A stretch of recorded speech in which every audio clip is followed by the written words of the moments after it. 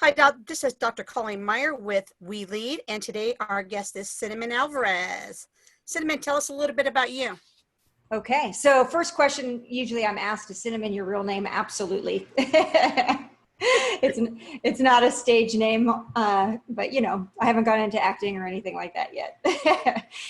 So about myself, I am an entrepreneur. I own a lighting manufacturing company. I have also owned a fitness franchise. I have owned and founded an art gallery. I do some life coaching, and I am the technically #1 best-selling author of the book, Generating Your Own Happiness. It's amazing. Yeah. So what made you decide to become a woman entrepreneur? Oh, so the true story is that I was young and I was out of college already, and I was working like 3 different part-time jobs. And I went to happy hour with a friend of mine, and I don't drink very much alcohol. And I had 1 margarita, and next thing you know, we were giving each other advice.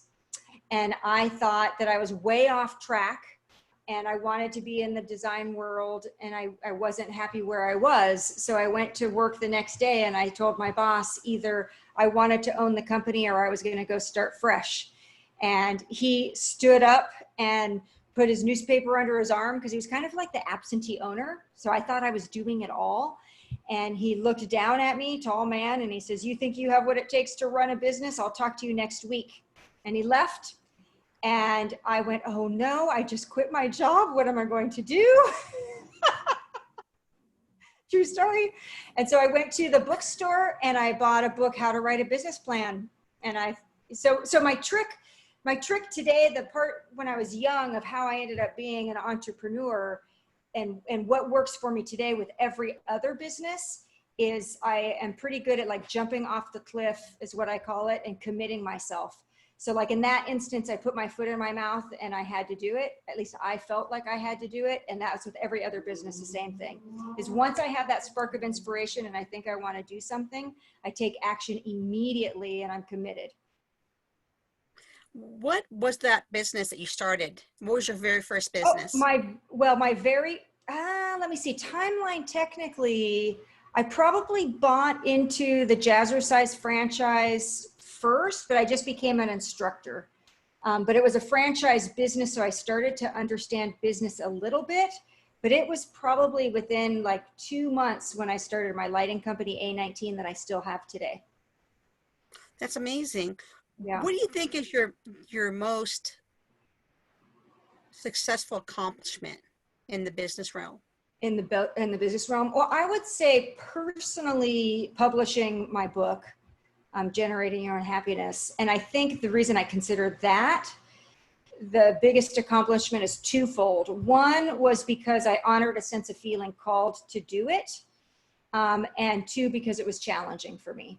I knew as soon as I had this like feeling, it was like the sky parted open, you know, and God tells you you're going to do something. And I remember being afraid, and I was never competent. I didn't feel competent.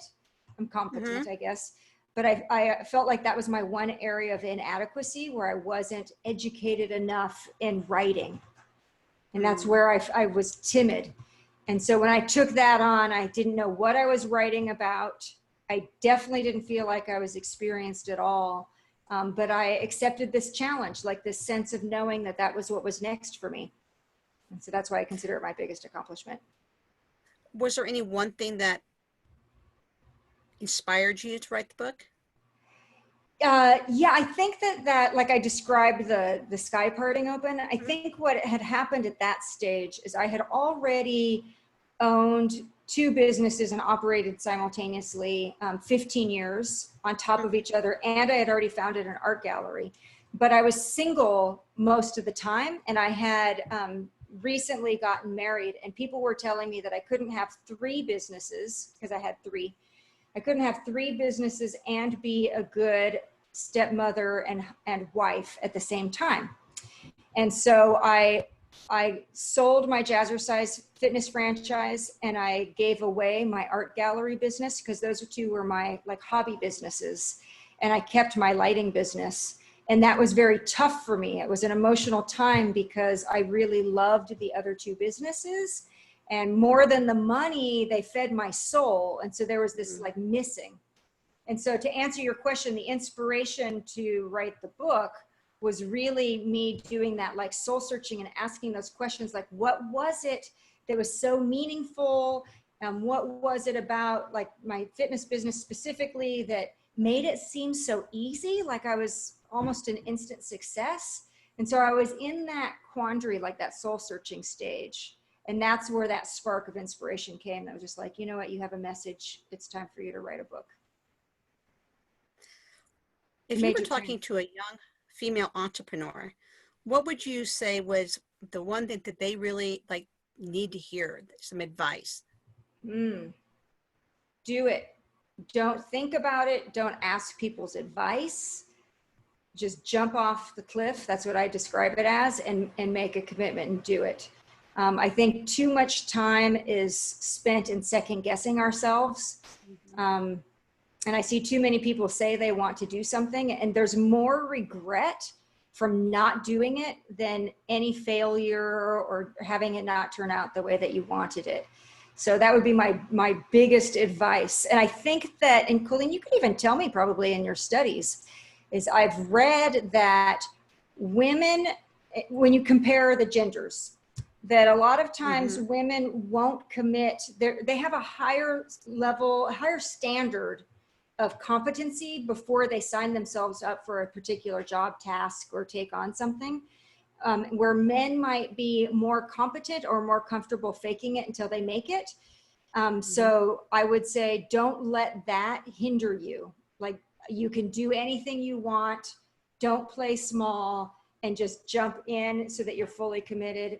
And that's my trick for success. That's what I recommend for any woman. You know, Cinnamon, I'm glad you touched on that, because in my research for my dissertation, one of the things we did find was women have a higher fear of taking that risk than men do. They're less likely to get loans from banks or credit unions. So there is that. More risk adverse. Exactly right. So let's talk a little bit about your lamp company. Can you tell us a little bit about that? What kind of lamps do you make? Yeah, I make, in fact, there's one behind me. It's not lit. I saw it. It's nice. Oh, thank you.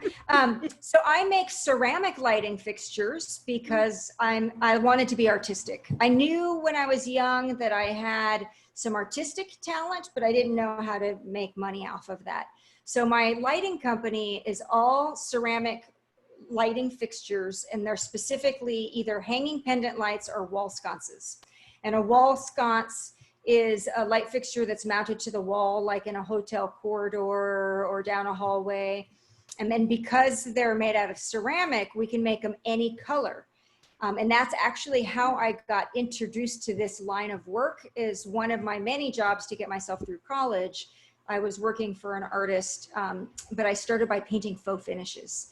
And so ceramic, you can paint it, glaze it. I was doing faux finishes to make them look like metal, like wood, like leather. And that's really how I got into it. But what was brilliant, and the original idea of making a ceramic piece, a lighting fixture, was not mine.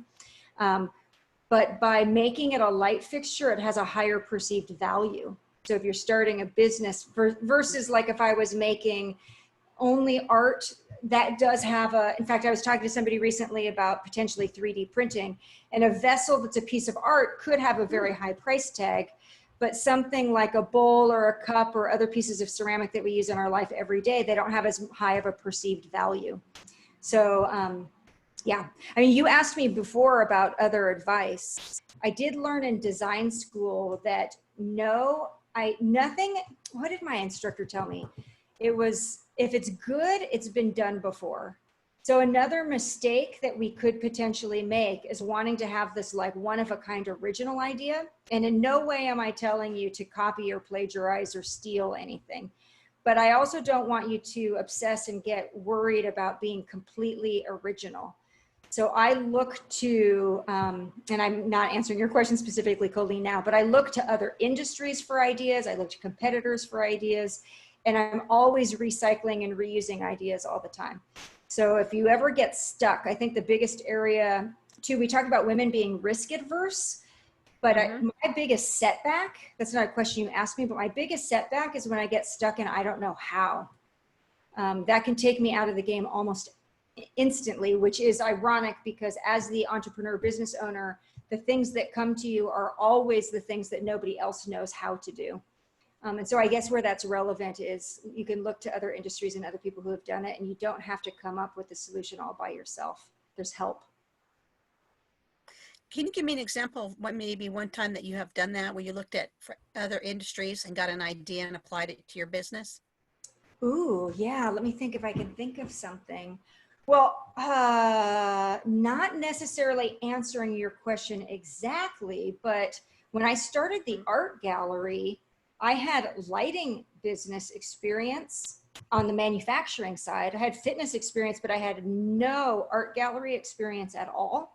Um, and where it benefited me was that I didn't know the bureaucracy of the industry, and I didn't have any perceived limits. So I just did it anyway. And what was interesting is what I remember an experience I had. All of a sudden I had this big opening and we got published in a magazine, and Wow. some big profiles within our local art community were there. And they said, Cinnamon, how did you get this gallery on the map like overnight? And so that would be an example of success by not following the norm for art galleries. I didn't have any experience, and I didn't look to art galleries to model after in that case. I just did what I knew from manufacturing, you know. And so there's an idea of where I would say, don't necessarily look at your direct competitor or your industry only, like take ideas from other industries, because that really benefited me. And then later I ended up learning about all of the obstacles that the industry faces, but because I didn't know anything to hold me back, they didn't get in my way. I didn't have to face those. I didn't have those obstacles because I didn't know there were any. You know, when I was working through my doctoral program, I took a class on innovation, and it's exactly, excuse me, excuse me, exactly what you're saying in that class. It was talking about looking at other industries, what are they doing, and how can you incorporate it? Because there's things that you won't even think of, like you were saying, in one industry that can apply to something else, and that's where true innovation comes from. You know, and I think not knowing the you didn't have all those preconceived ideas, you know, this is the issues this is facing, or this is, you know, what these other business owners are doing. You just said, I'm going to go out and I'm going to do it. And you didn't have all those roadblocks. And I think that's amazing. Yeah, and you know, roadblocks, one of the most common, so I told you that I get stopped if I get stuck in it's mindfulness, right? If Right. I'm thinking to myself, oh, I don't know how. But another really big roadblock is I need X in order to do Y. And so I think sometimes if you are really following the rules too much, you think you might be lacking something and you can't move to the next step. So that's where, if you look outside of the box at something else for an idea, you know, I look to plumbing parts. I'm looking at all different types of things, design all the time. If it comes to website design, I'm also, it's also smart business. You don't want to look the same as your competition. You want to separate yourself. So, That's and you're not going to get accused of, you know, you're not going to have somebody watching you and thinking, oh, well, that's my, you know, my color palette. If it's, you know, if I'm in lighting manufacturing and I get a color palette from somebody who's a life coach, for example, like, you know, there's no security or breach or anything on stealing a color palette. So, yeah. if someone wanted to get a hold of you, and do you have a website they can go to for your lighting company? I do. So my lighting company is a19.com. Oh, the letter A, the number 19. I'm in my office in my little showroom at A19 right now. But I have a website for generating your own happiness. Oh, So great. cinnamon at good question. Info at Where's- generatingyourownhappiness.com. But I have websites, a19.com and generatingyourownhappiness.com.